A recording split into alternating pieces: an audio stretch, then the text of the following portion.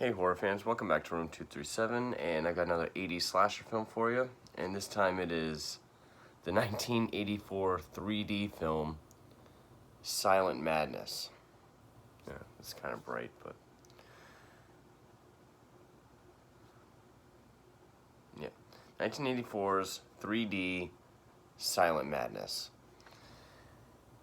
And I don't really know what to say about this movie, because the 3D is very minimal in this. Like, I only recognized it from like the first kill scene, and obviously I didn't have the 3D glasses, but like Friday the 13th Part 3 or Jaws 3D or any of them, you can always tell what's supposed to be 3D.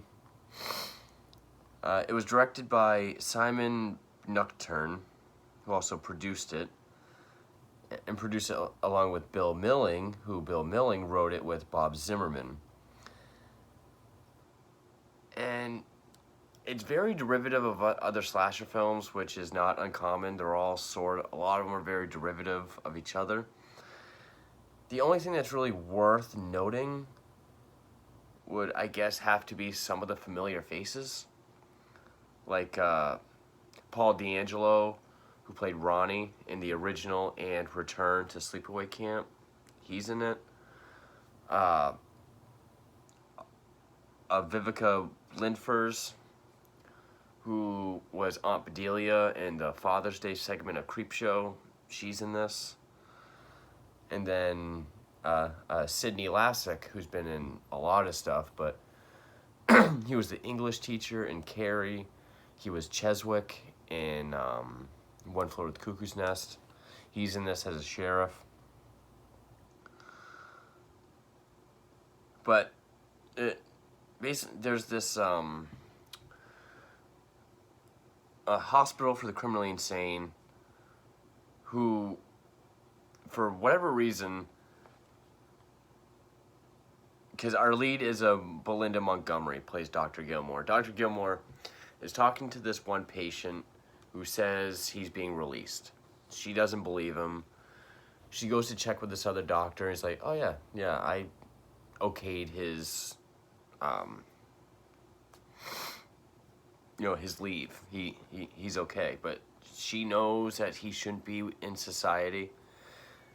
And then she pieces together that the hospital has been releasing patients because they're overly populated and they need space. But there's one particular patient named Howard Johns who is incredibly violent. There's a glitch in the computer. They're supposed to release John Howard's, but because of the glitch, Howard Johns got released, and he goes on a killing spree.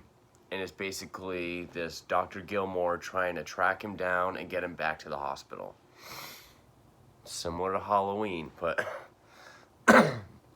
and it moves at a pretty slow pace. It's kind of... I don't mind the low-budget quality, which I don't even know what the budget was for this film. Probably doesn't even say.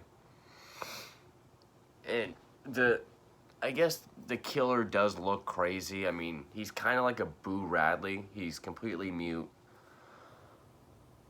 He's like all pale. He's got black around his eyes, and he's just... I've heard someone compare him to Boo Radley, like a killer Boo Radley. And like the first kill, like he comes across this van where there's this couple trying to have sex. And this is how good the effects are, because this is the only 3D effect that I noticed, but this is how the effects are carried out throughout the rest of the film. Paul DeAngelo, Ronnie from Sleepaway Camp, he gets like a sledgehammer to the face, so of course the sledgehammer slowly goes towards the camera to get the 3D effect. And then you just kind of see him go, ooh, and he falls. No sledgehammer in the shot, just kind of him. Just like she gets like a hatchet thrown at her, but the hatchet sort of goes like, whoom, whoom, then it like stops, like right in front of her, she just kind of... So yeah, sounds cheesy as fuck. And those are the only 3D effects I noticed. What I mean by how the effects are carried out is like, whenever someone like goes to like hit someone, the camera will like stop here, and then you'll like see someone fall. It's those kind of effects. And he makes his way to this sorority house where he hides out in the boiler room. And there's something going on where the sorority sisters are, you know, sort of one by one leaving, like for a holiday or whatever. And these two of them get killed. They go down to the boiler. One gets her face held up against, you know, a steam pipe. Of course, we don't get to see what it does. And then this other one, I think she's on like a skateboard down in the boiler room. She gets her head put in a vice. And of course, we just see him kind of go, and then it's over. It's kind of frustrating because this does have one of the higher body counts.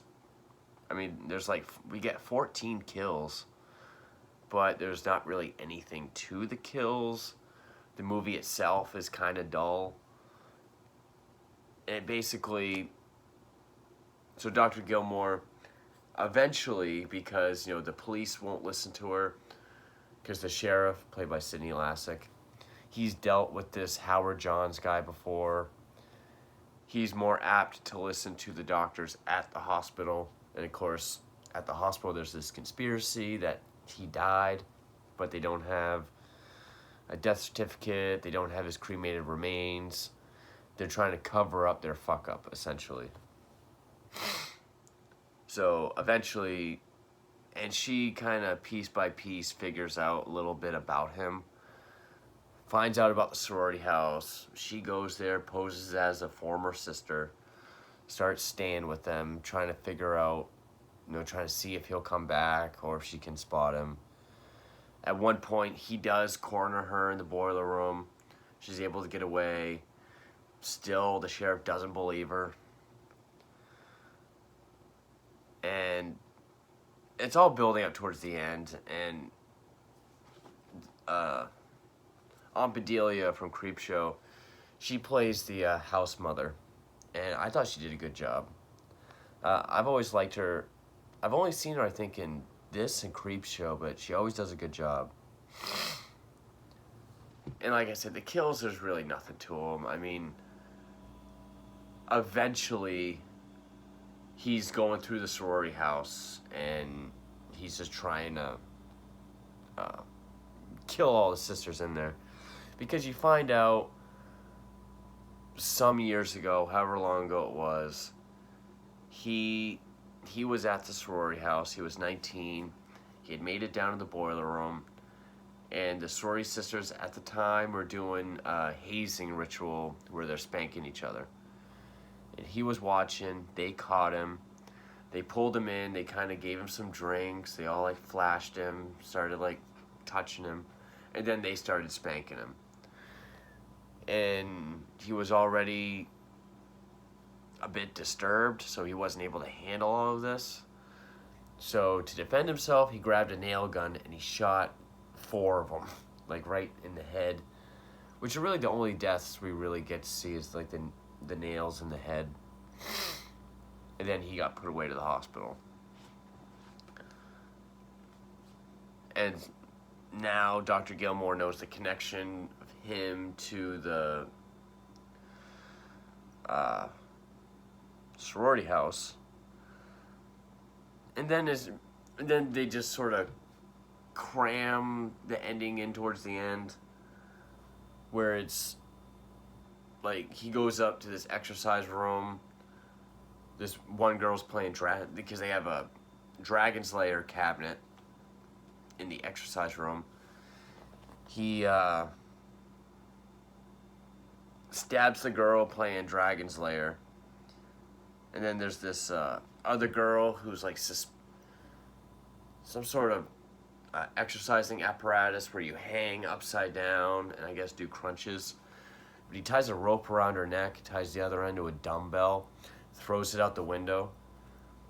we only see the dumbbell go out the window. We don't see what happens to her, but I imagine it kind of pulls her taut, and so she's like, hangs her that way. So you get a creative death. And then there's these two orderlies who,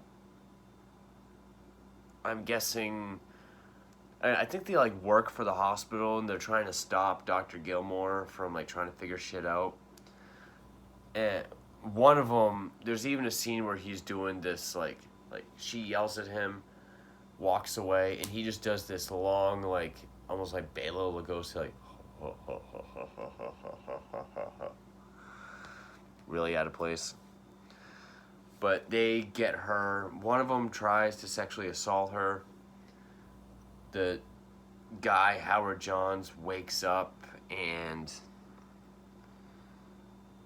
what was it? One guy gets drilled through the head. Oh yeah, he gets drilled through the head while he's trying to assault her. And then the other guy gets a crowbar through the chest.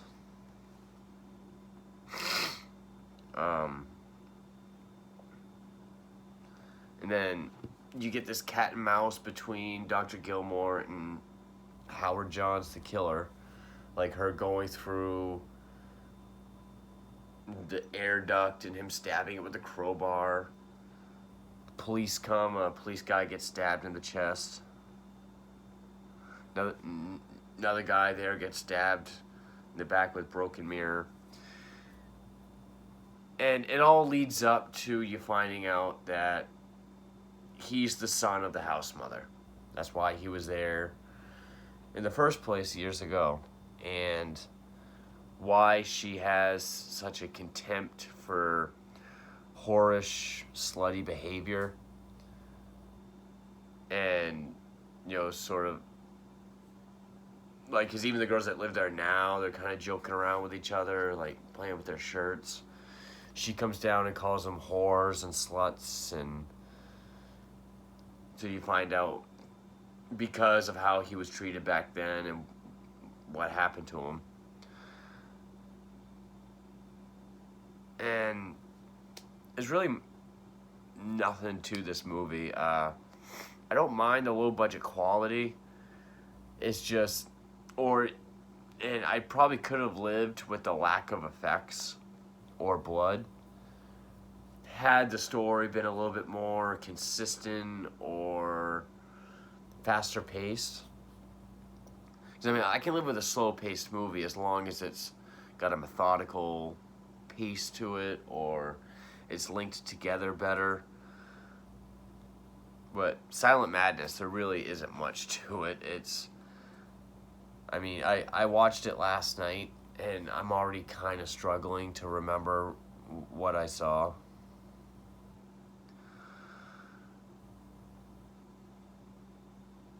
I mean, I guess the best part about this movie would be the poster, because 3D was really popular in the 50s, and then there was a resurgence in the 80s, and they did make it look like a 3D B movie from the 50s.